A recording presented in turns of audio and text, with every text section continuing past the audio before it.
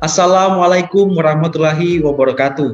Salam sejahtera untuk kita semua. Shalom, Om Swastiastu, Namo Buddhaya, salam kebajikan. Bapak Ibu yang saya hormati, perkenalkan nama saya Jeffert Ferdinand Albert Suban. Saya merupakan mahasiswa Fakultas Hukum yang ada di Universitas Pembangunan Indonesia Manado dengan nomor induk mahasiswa saya 2074201115. Nah, pada kesempatan kali ini, dalam video ini, saya akan membahas sebuah topik yaitu terkait hukuman mati terhadap narapidana terorisme dalam perlindungan HAM atau hak asasi manusia.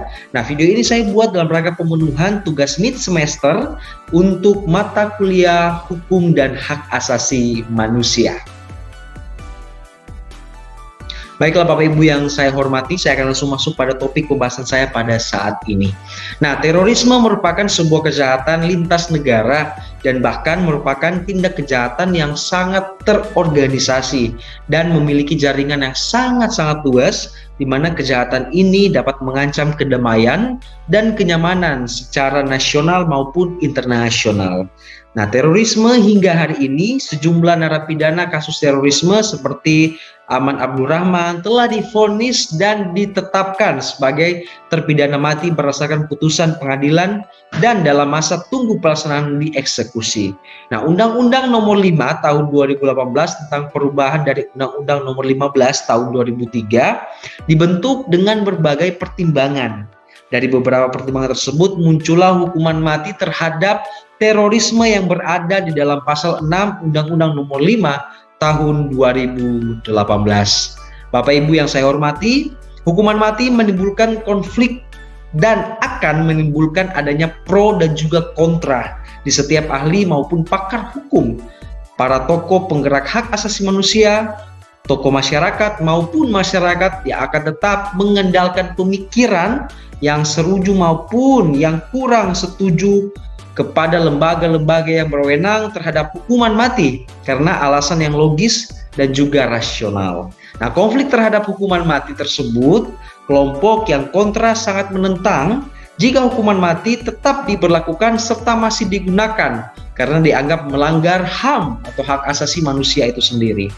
Nah, negara maupun masyarakat Indonesia senantiasa mengakui dan akan selalu menjaga semua bentuk hak asasi manusia dan kebebasan mendasar dari diri manusia itu sendiri karena merupakan hak yang harus melekat dan tidak mungkin terpisahkan ya dari umat manusia yang dimana harus selalu dilindungi, selalu dihormati ya dan dipelihara guna meningkatkan harkat dan juga martabat terhadap kemanusiaan, kesejahteraan, kebahagiaan dan juga kearifan maupun keadilan di setiap umat manusia. Bahkan hak untuk hidup disertakan penegasannya sangat diakui sebagai hak yang tidak dapat untuk dikurangi di dalam suatu kondisi maupun atau situasi bagaimanapun yang telah diatur dalam pasal 28 huruf 1 angka Romawi 1 Undang-Undang Negara Dasar Negara Republik Indonesia. Nah, hal tersebut telah mengatur dan menjamin di dalam Undang-Undang Nomor 39 Tahun 1999 yaitu mengenai hak manusia untuk hidup. Bapak Ibu yang saya hormati, hak untuk hidup adalah hak yang sangat bersifat mutlak dan dimiliki oleh setiap orang dan termasuk dalam kategori hak yang tidak dapat direduksi lagi. Ini menurut Smith tahun 2008. Nah, terkait pasal 6 Undang-Undang Nomor 5 Tahun 2018, perubahan dari Undang-Undang Nomor 15 Tahun 2003 terkait terorisme dengan pasal 4 Undang-Undang Nomor 39 Tahun 1999 mengenai HAM menimbulkan suatu konflik norma antara hukum yang mengatur hukuman mati terhadap terorisme dengan perlindungan HAM yang terjadi sekarang ini. Nah, Bapak Ibu, beberapa penelitian terdahulu yang relevan dengan penelitian ini yang membahas mengenai hukuman mati yang ada di Indonesia, ya, menurut Arif tahun 2019, problematika hukuman mati hingga saat ini masih menjadi perbincangan yang cukup diperdebatkan ya di lingkungan masyarakat pada umumnya. Dengan Kitab Undang-Undang Hukum Pidana dan beberapa peraturan perundang-undangan di Indonesia, ancaman pidana mati masih tetap dipertahankan.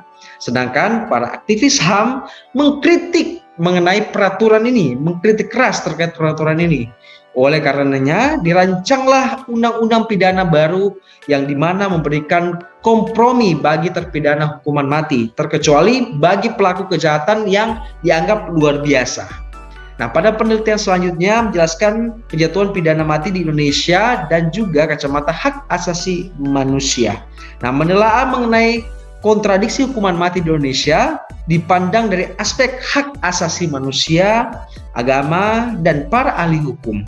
Penelitian ini bertujuan untuk menelaah bagaimana pengaturan hukuman mati terhadap terorisme dalam kaitannya dengan pelindungan hak asasi manusia atau HAM, dan juga mengkaji upaya hukum narapidana terorisme untuk mendapatkan keringanan hukum dari tadi yang saya sampaikan, hukuman mati untuk narapidana terorisme itu sendiri.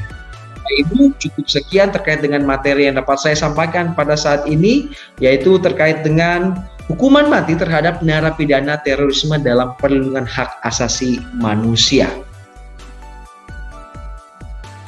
Bapak Ibu yang saya hormati, baiklah pada kesempatan ini di akhir sesi ini saya ingin mengajak kita semua calon mahasiswa dan mahasiswi yang baru lulus dari SMA ataupun sederajatnya yang belum tahu nih mau masuk di universitas mana. Nah, untuk saat ini saya mengajak kita semua untuk masuk dan apply di Universitas Pembangunan Indonesia yang ada di Manado. Kenapa UNPI? UNPI universitasnya lengkap, terpercaya dan juga luar biasa. Fakultasnya beragam, program studinya juga luar biasa, serta juga dosen-dosen yang mengajar di UNPI ini sudah terakreditasi dan juga sudah sangat luar biasa, kompeten di bidangnya. Untuk itu, bagi saudara-saudara, Bapak Ibu, kaula muda yang ingin nih masuk di universitas, jangan ragu untuk memilih UNPI sebagai tujuan utamanya. Karena dengan UNPI masa depan kita akan lebih baik. Terima kasih, cukup sekian dari saya Jeffert Suban. Wassalamualaikum warahmatullahi wabarakatuh dan sampai jumpa pada kesempatan yang berikutnya. Terima kasih.